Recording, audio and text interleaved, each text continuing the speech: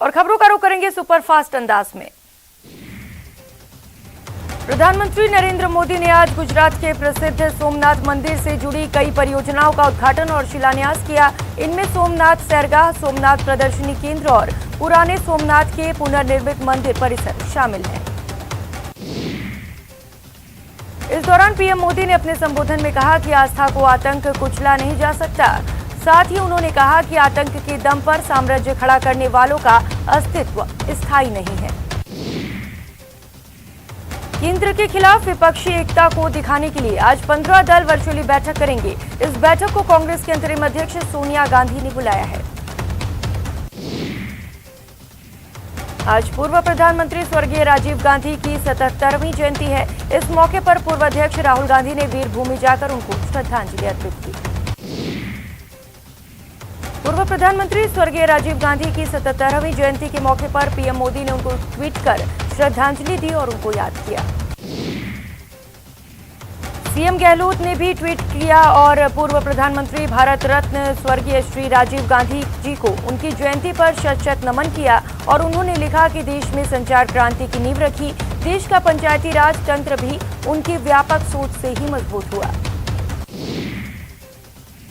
राजीव गांधी की जयंती पर आज पीसीसी में श्रद्धांजलि कार्यक्रम का आयोजन हुआ, जहां सचिन पायलट, डोटासरा और वैभव गहलोत ने पुष्पांजलि दी। श्रद्धांजलि कार्यक्रम में पीसीसी चीफ गोविंद सिंह डोटासरा ने कहा कि भारत रत्न और पूर्व पीएम राजीव गांधी को आज हम याद कर रहे हैं। 21वीं सदी में ले जाने का ख्वाब उन्होंने देखा और देश की एकता और अखंडता के लिए शहीद हो गए।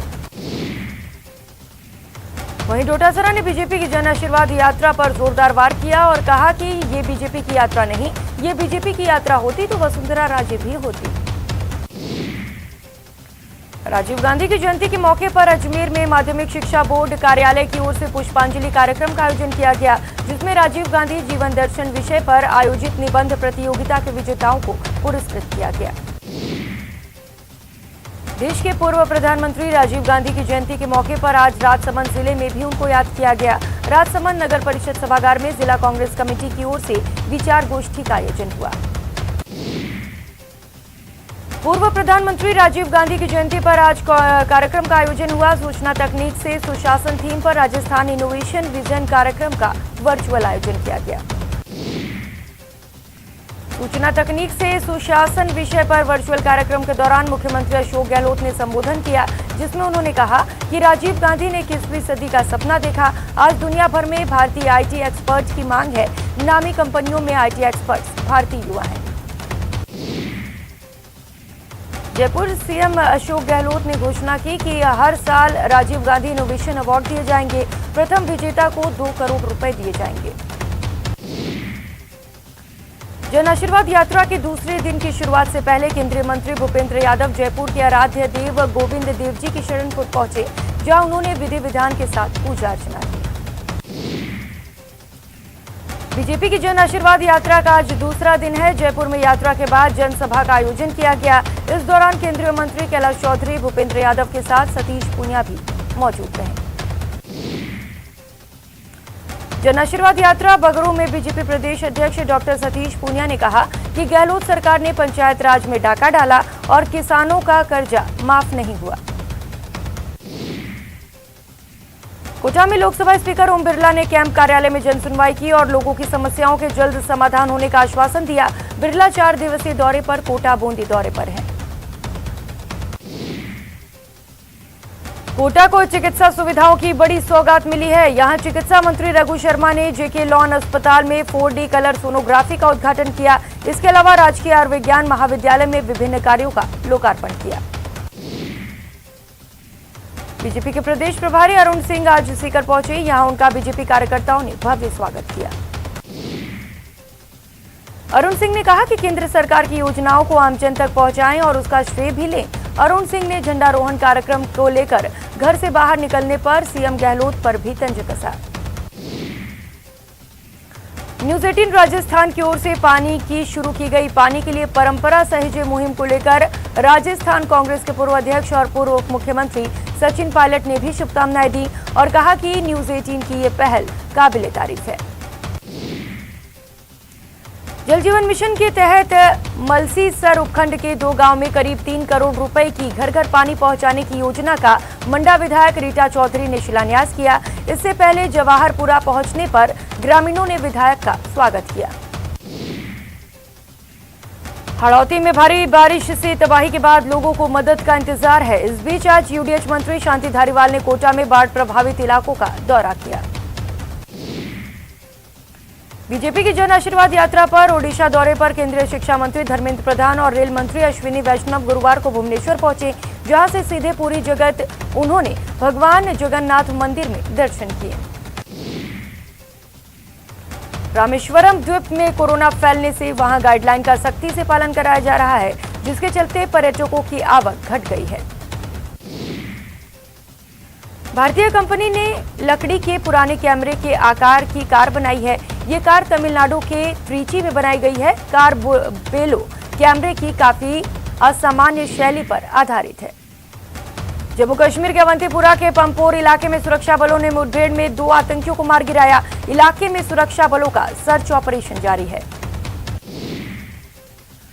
अफगानिस्तान में तालिबानी शासन की शुरुआत होने के बाद से दुनिया की नजर वहां पर ही टिकी है। आज इसी मसले पर NATO देशों के बैठक में होने वाली, जिसमें अफगानिस्तान के ताजा हालातों को लेकर चर्चा की जाएगी। अमृतसर में ड्रोन से टिफिन बम गिराए जाने के मामले में गृह मंत्रालय ने मामले की जांच NIA को सौंपी है। पाकिस्तान समर्थित खालिस्तान आतंकियों ने 9 अगस्त को इस घटना को अंजाम दिया था। काबुल गुरुद्वारा कमेटी संघ तालिबान की मीटिंग हुई है, जिसमें तालिबान ने जोर देकर कहा कि अफगानिस्तान में हिंदू और सिख एकदम सुरक्षित हैं। अफगानिस्तान में स्वतंत्रता दिवस पर लोगों ने तालिबान का विरोध किया। राजधानी काबुल समेत कई शहरों में लोगों ने अफगानिस्तान का झंडा लेकर तालिबान के खिलाफ प्रदर्शन किया। अफगानिस्तान के शहरों में तालिबान के खिलाफ प्रदर्शन तेज हो गया है। जानकारी के मुताबिक अजदाबाद में तालिबानियों ने प्रदर्शनकारियों पर गोली बरसाई, जिसमें कई लोगों की मौत हो गई। अमेरिका के राष्ट्रपति बाइडेन ने एक इंटरव्यू में कहा है कि तालिबान बदला नहीं है, लेकिन फिलहाल अस्तित्व के संकट का सामना कर रहा है। तालिबान को लेकर बाइडेन प्रशासन ने बड़ा फैसला लिया है। कहा गया कि तालिबान के कब्जे के बाद अब अफगान सरकार के साथ कोई हथियारों की डील नहीं होगी। संयुक्त राष्ट्र सुरक्षा परिषद में भारत के विदेश मंत्री जयशंकर प्रसाद का बयान, कहा तालिबान का आना दुनिया के लिए अच्छा संकेत नहीं। कांग्रेस सरकार में केंद्रीय रक्षा राज्य मंत्री रहे अलवर के पूर्व सांसद जितेंद्र सिंह ने कहा कि अफगानिस्तान में भारत सरकार बहुत बड़ा इंटेलिजेंस फेल्योर है। अफगानिस्तान भारत का पड़ोसी है। उन्होंने कहा कि अब केंद्र को तालिबान गुट से वार्ता करनी चाहिए और भारतवासियों को लाने का पुख्ता इंतजाम करना चाहिए। राज्यसभा सांसद डॉक्टर किरोड़ी लाल मीणा ने तालिबान पर बयान दिया है। उन्होंने कहा कि तालिबान आतंकवादी संगठन है और पूरी दुनिया को मिलकर उसको कुचलना चाहिए। तालिबान के बहाने ओवैसी का सरकार पर निशाना, कहा भारत में महिलाओं की हालत अच्छी नहीं है। उन्होंने अफगान पॉलिसी को लेकर सरकार पर सवाल उठाए। उत्तर प्रदेश के मेरठ में सरदार वल्लभ भाई पटेल कृषि प्रौद्योगिकी विद्यालय में पढ़ाई कर रहे अफगानी छात्र अपने परिवार को लेकर चिंतित हैं और अपने परिजनों के लिए वीजा की मांग कर रहे हैं।